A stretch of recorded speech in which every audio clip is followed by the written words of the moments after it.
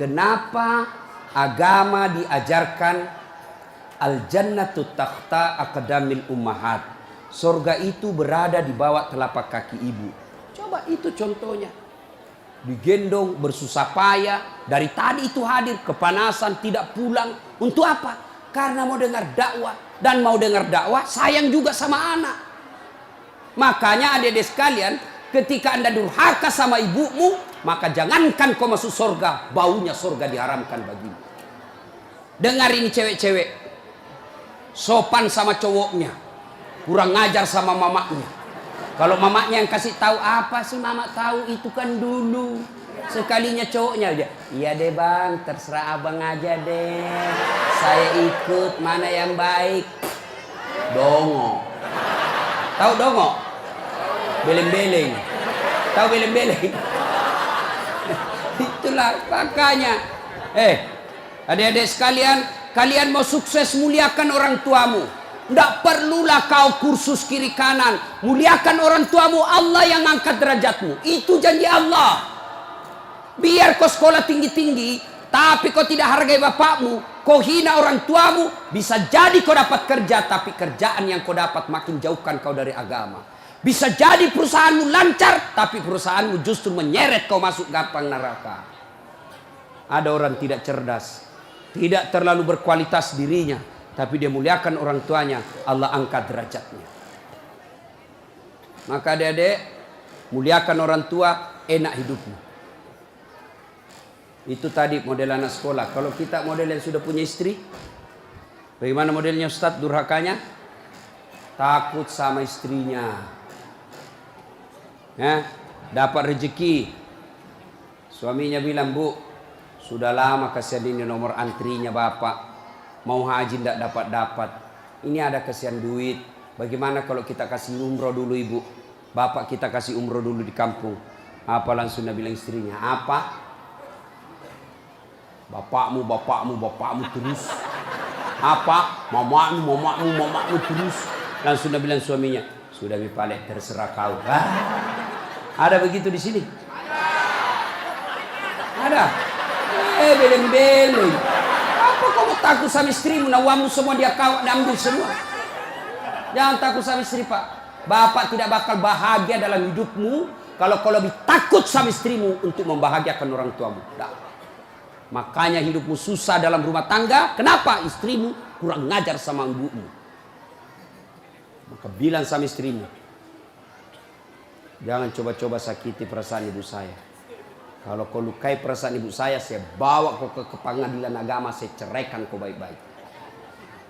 Lalu saya bilang sama mamanya, istriku di rumah, boleh kau marah-marah sama saya, boleh kau tutup pintu, yang penting tidak kau kunci. Boleh kau lempar kepalaku, yang penting tidak kena. Satu yang tidak boleh, jangan kau pernah hina orang tuaku. Begitu kau hina orang tuaku, wabillahi taufiq wal hidayah, keluar. Begitu dek. Ada di sini takut sama istri? Jangan Pak. Itu yang membuat ibu juga kalau mau bahagia rumah tanggamu, muliakan mertuamu. Datang mertuamu dari kampung, dari Sulawesi Selatan, hormati. Jangan baru duduk mertua dia bilang, kapan ki pulang mak? Bawa dia, kasihan itu orang tua kalau dari kampung, naik dari Parepare, turun di pelabuhan barang, bawa ayam 3 ekor, lepas di terminal 1, nah kejar lagi tuh, bawa pisang, bawa beras, bawa semua dia bawa, kasihan. Padahal anaknya sudah ada kerjanya di papan, dia bawakan itu. Begitu cintanya orang tua kepada anak. Jadi wajar kalau ibu bapak kurang ajar, tidak akan mendapat berkah dalam hidup. Muliakan orang tua ya. Kalau ada yang tanya-tanya, kenapa hidupku susah selama ini? Tidak usah tanya jalan lain. Durhaka sama orang tua. Orang tuaku sudah meninggal Ustaz. Cara berbuat baiknya. 1, doakan. Allahumma gfirli wali walidayya warhamhuma rahma rabbayani. Saya heran lihat-lihat kita. Kalau tangannya ulama kita cium bagus. Bagus. Tapi pernahkah Bapak perlakukan tangannya ibu seperti itu? Pernahkah Bapak perlakukan tangannya orang tua? Saya orang lain, belum tentu saya doakan Bapak ikhlas. Doakan saya Ustaz, saya doakan tapi belum tentu saya ikhlas. Kenapa? Saya belum tahu Bapak. Tapi kalau orang tuamu yang doakan kamu, pasti ikhlas. Saya tadi kesini ibu saya telepon. Mak, telo doa nggak mau kak mak? Woi, walio doa aku nak. Saya tidak doakan diriku. Kau selalu ku doakan karena kau selalu jalan. Itu ibu. Kalau suami bu, jangan sampai ibu juga berdosa kepada orang tua gara-gara suami. Jangan sampai bapak-bapak berdosa hanya karena istri. Jangan sampai kalian yang masih kecil durhaka sama orang tuamu, maka hidupmu bakal susah. Muliakan orang tua. Doakan. Allahumma gfirli wali walidayya warhamhuma kama rabbayani shaghira. Sudah itu doa lagi, ya Allah ampuni dosanya orang tuaku kalau sudah meninggal. Terima amalnya, lipat gandakan kebaikannya, lapangkan alam kuburnya. Sudah itu saja. Ada rezeki, sedekah. Ada rezeki, sedekahkan. Saya mau terang kuburnya orang tuaku. Perbaiki sound sistemnya masjid. Terang itu kuburnya. Saya mau terang kuburnya orang tuaku. Kirim pembeli lampu. Kasih tahu panitia masjid. Mulai bulan depan saya yang bayar itu masjid lampunya. Jangan ambil uang celengan. Terang itu kuburnya orang tua. Dan demi Allah tidak ada orang bangkrut gara-gara rajin sedekah. Ada yang bangkrut gara-gara sedekah? Mana buktinya? Makin sedekah makin kaya. Rahmat Mas'ud. Coba lihat. Orang datang itu, bos, membayar ke bos. Bos, baju sekolah bos. Bos, istriku melahirkan. Bos, terbakar anuku. Bantu. Tapi mana ada yang bangkrut kalau rajin sedekah? Tidak ada pak. Kenapa bapak ibu miskin? Kalau selalu minta-minta. Berhenti minta-minta. Allah kasih kau kaya. Sedekah. Saya tidak bisa sedekah dengan duit, sedekah kau dengan tenagamu. Saya tidak bisa sedekah banyak-banyak, sedekah dengan apa? Lihat itu masjid. Oh, sudah kotor anunya. Apa namanya itu? Kudungnya. Putih bukan, coklat bukan, hitam bukan, kat diam nih. Sudah, bawa masjid satu kudung. Itu sedekah. Oh, masjid antara masjid dengan toilet jauh. Sedekah dengan sandal swallow. Nah, curi orang, tidak ada urusan. Itu sedekah. Kita lihat karpet, sudah jelek, sedekah dengan karpet. Insyaallah banyak pahala. Hari Jumat kita kirim air botol gelas ke sana. Air gelas ke sana, orang minum itu sedekah. Saya cuma bisa nasi bungkus 10 saya sumbang hari Jumat, itu sedekah. Allah tidak lihat banyaknya, yang penting ikhlas banyak daripada sedikit tidak ikhlas. Sedekah. Serius. Sudah sedikit tidak ikhlas lagi. Mending banyak ikhlas. Iya toh? Panasnya di. Nggak bisa konsentrasi sejenak. Lewat-lewat ketawa itu kak bos. Nah ibu bapak. Salah satu sunnah yang dianjurkan Nabi sholat jamaah. Nabi kumpul-kumpul sama sahabat. Ya, enggak apa-apa. Enggak usah kasih, enggak apa-apa, Pak. Sedikit lagi, 5 menit lagi. Menunggu orang masjid takwa. Ya. Nabi, saudara-saudara sekalian, kalian yang tetangga dengan masjid wajib datang berjamaah. Bertanya sahabat, mana tetangga masjid ya Rasul? Kanan masjid 40 rumah. Depan masjid 40 rumah. Belakang masjid 40 rumah. Belakang masjid 40 rumah. Itu tetangga masjid. Bubar. Tiba-tiba datang tunanetra. Tahu tunanetra? Tidak melihat. Ya Rasulullah bagaimana saya? Oh kau lain karena kau tidak melihat. Pulang ini. Boleh kau sholat di rumahmu karena kau tidak melihat. Pulang. Belum jauh dipanggil kembali Nabi. Ya fulan, tan. Sini kau dulu. Kenapa? Kau dengar azan di masjid. Saya dengar ya Rasul. Kalau begitu kau wajib datang berjamaah di masjid. Zaman Nabi, tunanetra wajib berjamaah karena dia dengar azan di masjid. Kalau ini hadis diterapkan Pak, penuh ini masjid jamaah. Kenapa? Kalau azan di menara sampai di ujung-ujung rumah dia dengar. Dan alhamdulillah masjid selalu ramai jamaahnya Pak. Terutama kalau subuh penuh sampai di luar. Tidak ada di dalam. Yang di dalam orang tua sudah pensiun. Kentara itu kalau subuh orang tua Pak, bau minyak gosok baru kita masuk pintu. Minyak angin, minyak gosok, cap tawon, tidak ada Bulgari. Orang tua semua di dalam masjid. Kenapa orang malas ke masjid? Satu, karena dia tidak lihat pahalanya.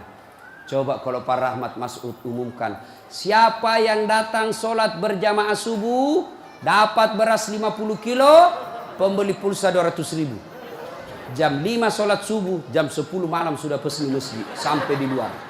Kenapa? Karena dia lihat pahalanya. Yang kedua, kenapa orang malas ke masjid? Karena dia tidak tahu pahalanya.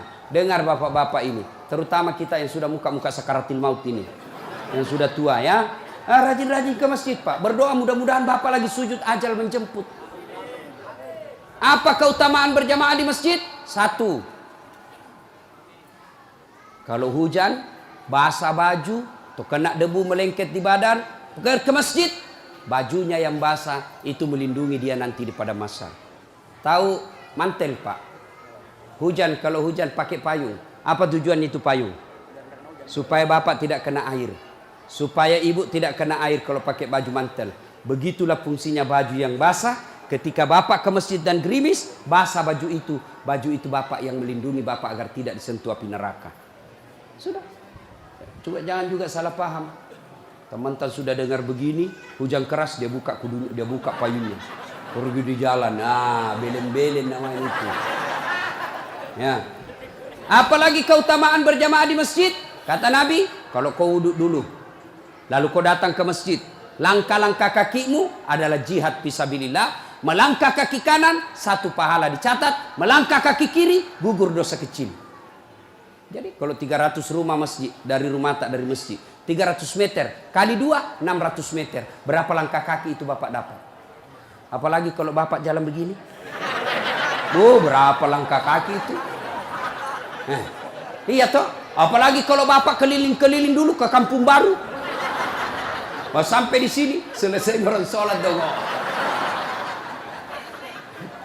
Apalagi keutamaan berjamaah di masjid? Seluruh materi yang kita lewati, pagar, tembok, dinding, aspal, tumbuhan, semua jadi saksi. Dia akan berkata, ya Allah, jangan kau masukkan dia neraka, masukkan dia surga. Saya saksinya. Tanggal 26 November dia datang berjamaah masjid. Saya yang lihat. Itulah sebabnya kalau kita sholat jamaah, kalau kita datang ke masjid, setiap kita sholat sunnah di masjid, 2 rakaat pindah lagi, 2 rakaat pindah lagi. Supaya apa? Tambah banyak saksinya di akhirat kelak. Itulah sebabnya Nabi menganjurkan, kalau kau ke masjid, lain jalan waktu pergi, lain pula jalan waktu pulang. Ini amalkan Pak, amalkan, itu sunnah. Bapak datang masjid dari pintu sana, pulang dari pintu sana. Itu makin banyak saksi di akhirat. Yang keempat, lipat 27 kali. Artinya, sekali bapak sholat di masjid, 27 kali sholat di rumah baru sama pahalanya. Apalagi, kalau di masjid ada disebut doa bersama. Mungkin di rumah bapak susah sholat. Mungkin di rumah banyak godaan. Mungkin di rumah ibu bingung. Ini saya sudah tahiyat atau belum? Ini sudah 2 atau 3? Ini apa? Kalau di masjid aman. Tidak ada kecemasan seperti itu. Nah, itu datang ke masjid. Yang berikutnya, yang membuat orang malas ke masjid. Tadi, yang ketiga, manajemen masjid tidak bagus. Mana manajemen masjid yang tidak bagus? Selalu disimpan saldo kas. Jangan simpan saldo Pak. Dengar ini panitia masjid. Bapak kalau simpan saldo kas di masjid, bapak yang tanggung dosanya, tidak jalan amalnya orang. Saldo kas 80 juta. Jangan simpan. Cari orang yang susah, yang rajin berjamaah. Ada utangnya di bank, bayarkan supaya dia lepas dari kredit. Boleh itu. Baru dia suruh cicil ke masjid. Kalau dia di bank berbunga, makin susah hidupnya. Boleh. Saldo kas 80 juta, kita mau kencing tidak ada air. Kerannya rusak-rusak, simpan, jangan. Berhenti jadi panitia kalau bapak tidak bisa urus masjid. Yang sudah tua mundurlah, kasih anak muda. Ini masjid bukan perusahaan punya. Begitukah di sini? Hah? Jangan marah Pak, siapa suruh kau panggil Kak? Mau kok. Demi Allah Pak, bapak tanggung kalau amalnya orang tidak jalan. Bapak coba kalau itu uang cuma 100.000, tapi diberikan keran, maka selama keran itu berputar, selama itu orang yang punya uang dapat pahala. Tapi kalau dia cuma di bank disimpan, tidak jalan amalnya. Belikan dispenser, belikan kopi. Tidak apa-apa, boleh. Jangan ditulis di masjid, dilarang tidur. Siapa yang larang tidur di masjid? Tidak ada dalilnya. Ayo, Bapak pernah ke tanah suci di Madinah, pernah ke Mekah, ada tidak ditulis dilarang tidur? Tidak, Pak. Barangkali ada orang tidak bisa tidur di rumahnya, dia datang ke masjid supaya bisa tidur. Itu memang boleh. Yang tidak boleh, ngiler. Maka kalau kau mau tidur di masjid, bawa kau bantal. Kalau tidak bisa, kau gelisah kau di rumahmu. Bertengkar kau sama istrimu. Istrimu ngomel terus. Maka dia bilang, jangan kau pulang. Merdeka. Bodoh itu istri sekarang kalau Nabi bilang sama istrinya, jangan kau pulang. Oh, gembirai. Langsung Nabi bilang pacarnya, sini kau sayang. Di rumahku kau tidur. Kulayani kau dengan baik. Sudah. Jangan ditulis, jangan bawa anak-anak berisik. Bersyukur kalau masih ada anak-anak berisik di masjid. Kalau tidak ada anak-anak berisik di masjid, maka tidak ada lagi nanti yang mau datang di masjid. Kalian juga orang tua, kalau anakmu mau ke masjid, belikan songkok dan baju baru. Anaknya mau pergi, Pak, mau pergi masjid, belikan songkok. Apa dia bilang? Itu nak, songkok na nenek nu kau pakai. Anaknya nomor 7, songkok anak neneknya nomor 10. Tak buas si songkok nama buas sih. Berteriak ni temannya, Pak Doja. Tidak mau ya anak tak pergi masjid. Hei, ini masjid ini, sound systemnya tidak bagus. Kasih bagus. Ini saya kasih tahu Ki, tanya itu ahli tentang AC. Itu kalau ada AC besar begini, 2, dingin mini masjid. Tambah lagi itu. Tapi apa yang kasih panas? Karena Bapak pakai kipas. Itu kipas dengan AC, ibarat air dengan minyak. Tidak bisa dia menyatu. Kenapa? Itu AC ruangan harus tertutup. Kalau kipas tidak boleh tertutup. Kalau tertutup itu kipas, maka makin panas orang di dalam.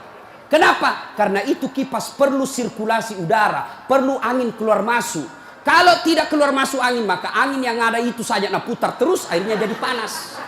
Apalagi kalau ada yang bau keteknya di dalam. Pedek masesano. Kege mak badaram mangi, mak bau lasuna mansedinya. Itu mi pentingnya anak muda jadi pengurus masjid. Karena kalian kalau sudah tua tidak ada yang tahu. Kau juga anak muda, muliakan orang tua. Tempatkan di mana itu orang tua? Tempatkan sebagai penasehat masjid. Jangan masjid dikira dia punya. Ini lembaga umat yang punya. Kasih karpet yang bagus. Ada saldo kas, jangan simpan Pak, Bapak berdosa. Tidak jalan amalnya orang.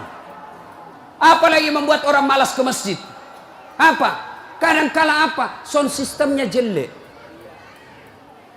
Begitu kita takbir Allahu Akbar, langsung story.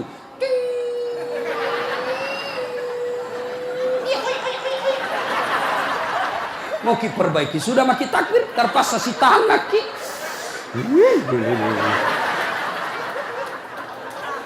Apalagi membuat orang malas ke masjid. Apa? Kadang-kala muadzin. Jengkel orang dengar muadzin. Orang tua, sudah tua, tidak mau tom mengalah, mundur na wasangiko.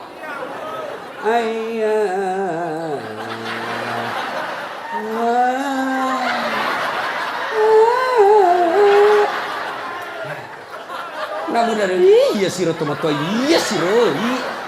Ayo coba. Iya. Apalah yang membuat orang malas ke masjid? Kadang-kala penceramah. Kita di rumah sudah bertengkar istri.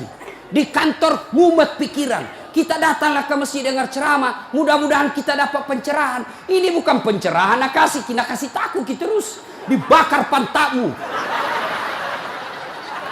Ditusuk. Udah bilang tak boleh.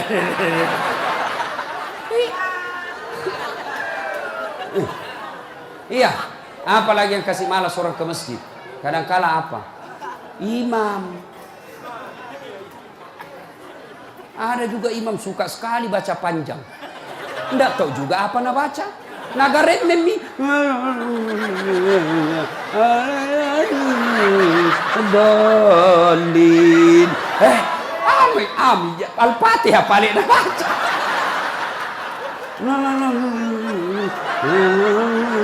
Dolin. Malam petoni tidak jelas. Makanya kata Nabi, kalau kau jadi imam, dengar ini Pak Imam. Satu, baca kau yang ringkas. Kenapa? Karena jamaah kita di belakang macam-macam. Ada yang sudah tua tidak bisa lama berdiri. Ada anak muda yang baru datang, tidak senang yang lama-lama.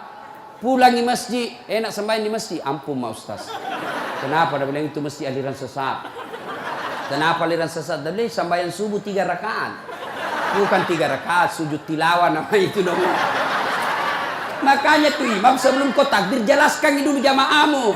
Adik-adik, ini kita sujud tilawah. Sunnah malam Jumat membaca surah As-Sajdah. Pada rakaat kesekian kita harus sujud. Ini bukan 3 rakaat, tapi karena Allah perintah ayat itu dibaca sujud. Jelaskan. Yang sulit, aliran apa ini? Kenapa 3 rakaat? Enggak, kau yang dongo.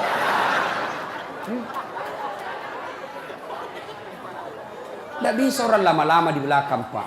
Mungkin ada orang mati yang ya karena dia tobat usia senja, tidak bisa lama kasih berdiri. Batena musessa, nak naik lagi kepalanya, belum bisa selesai. Nah ulah, malam jatuh lagi, naik udah lagi. Ada barangkali di dalam jamaah Satpol PP yang pakai sepatu baru. Lama ku baca, nah lupa simpan baik-baik sepatunya. Pasti dia, hilang di sepatu. Bapak imam sesat. Maka pasti dia tidak khusyuk. Ada barangkali juga ibu-ibu yang sekali kentut sudah makan pete.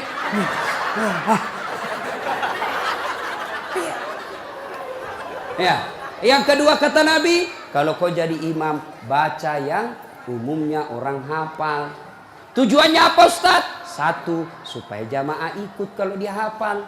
Coba kalau kita imam baca Al-Fatihah, kita ikut juga toh. Kenapa? Karena kita hafal. Tapi coba imam membaca surah Al-Baqarah ayat 10 sampai 120. Nah, imam sibuk dengan bacanya, kita sibuk dengan hayalan tak. Mau ikut, tidak dihafal. Mau ruku, belum ruku, terpaksa dibaca semua pengumuman masjid.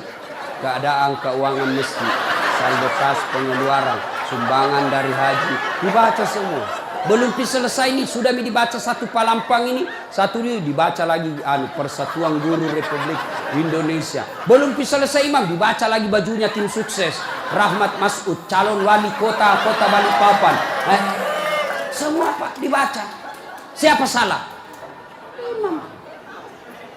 Ada ini cerita gini, wallahu alam benar atau tidak. Ada penghafal Quran, dites bacaannya. Nah, kau imam, kau mau dengar bacaan imam lah dia. Dia baca betul yang susah. Hanya dia yang tahu. Tiba-tiba jatuh cicak kepalanya. Tas silang itu, stres. Orang stres hilang bacaannya.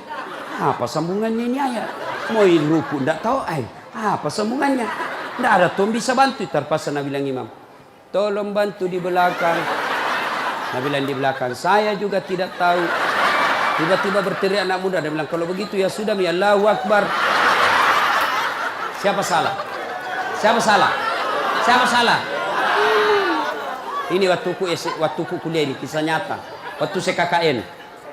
Belum Pak jadi ustaz waktu itu. Ada temanku, baru kenal ceritanya ini. Pikir sholat di posko. Dia pakai gamis. Baju ustaz sih. Bilang, alumni pesantren ini. Ya imam, dialah imam. Al-Fatihah lancar. Begitu dia baca Al-Kafirun, aku bilang macam apa? Macam apa ini? Wala antum abiduna ma a'bud, wala ana abidum ma abattum, wala antum abiduna ma a'bud, wala ana abidum ma, wala antum abid, wala ana. Jengkel temanku yang anak fakultas sastra. Langsung teriak, Nabi bilang, "Woi, kenapa itu tak putar-putar tidak mau sampai?" Nabi bilang, ini imam, ini juga kupikir. Kacau sholat. Siapa salah? Siapa salah? Imam. Ini waktuku SD di kampung, sembahyang asar. Bih, sujud Pak Imam lama sekali. Apa ini imam lama sekali sujud? Tiba-tiba ada temanku nangkak kepalanya, sembahyang asar tuh. Dan setelah, wih, enggak ada imam. Ternyata imam keluar dari pintu samping. Kacau mi sholat, bubar, enggak ada imam. Selesai sholat ditanya, Pak Imam, kenapa kau tinggalkan saf? Dia bilang, kentut kanan. Pak Imam, lain kali kalau Bapak Imam kentut, kasih bangun ki dulu supaya dilihat kau pergi. Dia bilang, ku sengaja nak, karena malu kak kau lihat. Kacau sholat, siapa salah? Siapa salah? Imam. Makanya agama mengajarkan dalam fikih sholat jamaah, hati-hati milih imam. Makmum siapa saja boleh jadi makmum. Mulai orang gila sampai orang sadar boleh jadi makmum. Mulai orang dewasa sampai belum balik boleh jadi makmum. Mulai orang cerdas sampai orang blow on boleh jadi makmum. Imam tidak boleh, hati-hati. Kenapa? Salah imam, kacau sapu. Maka hati-hati. Kalau salah imam, bubar jamaah. 2020 yang akan datang, Balikpapan akan milih imam. Wali kota. Kalau kau salah milih wali kota, sengsara hidupmu. Mengerti maksudku? Mengerti itu? Siapa yang panggil kak? Hah? Ada juga calon wali kota, datangkan artis. Tahu apa ramah ustaz? Kalau artis nak datangkan kibu, terancam kibu. Datang itu artis, kelihatan dadanya, kelihatan pahanya. Nah goyang di depannya suami tak. Enggak juga nak kasih lihat kipahanya pak, nak kasih lihat saja. Dia tu napa keteni-teni kipak. Enggak nak kasih pegang, dikasih lihat saja. Cancing-cing. Ada itu Pak Haji menontonnya. Coba kalau ustaz nih, kita dah tahu ini salat jamaah. Itu enaknya kalau calon pemimpin kita yang juga calon pemimpin dekat dengan ulama. Jangan kau musuhi ulama. Yang penting jangan jadi manusia jarum apa itu? Jisamsu. Tahu jisamsu? Janji manis nyatanya palsu. Insya Allah Pak Rahmat tidak begitu. Perlu ini perlu. Nah, dia tanya, Ustadz bagaimana kalau perempuan? Boleh ibu perempuan ke masjid, tapi tidak dianjurkan. Tapi kalau mau ke masjid, jangan dilarang kata Nabi. Kenapa perempuan dulu tidak dianjurkan ke masjid? Karena dulu tidak aman. Kalau pergi sendiri diculik dan diperkosa dulu. Sekarang di Manggar aman. Siapa mau culik, apalagi kalau ibu sudah 60 tahun. Siapa mau culik bu, bikin susah. Ada remaja. Ini ustadz yang ceramah. Tidak pernah saya pondok pak. Tidak pernah saya sekolah pondok. SD sekolah umum, SMP sekolah umum, SMA sekolah umum, sarjana sekolah umum, S2 sekolah umum, S3 sekolah umum. Di mana saya belajar agama? Datang ke masjid. Saya kalau Ramadan dulu zaman SMP dan SMA, saya sudah bermalam di masjid. Waktu itu belum saya tahu apa itu itikaf. Tapi ternyata itulah itikaf, tinggal di masjid. Apa kerjaku? Kalau sudah jam 2 teriaklah saya di masjid. Sahur, sahur, sahur. Kalau ada lebih kue bawa sedikit ke masjid. Kita mau juga buka puasa, mau makan sahur di sini. Cuma ada dulu imam di kampungku aneh-aneh pak. Berteriak ini bilang, jangan pak, jangan pak. Orang kaget semua, siapa yang pukul Pak Doja? Oh lari semua orang ke masjid. Jangan pak. Ternyata jam 4. Kacau orang. Sudah itu ditegur, jangan bilang jangan pak. Kaget karena Pak Doja tidak tahu.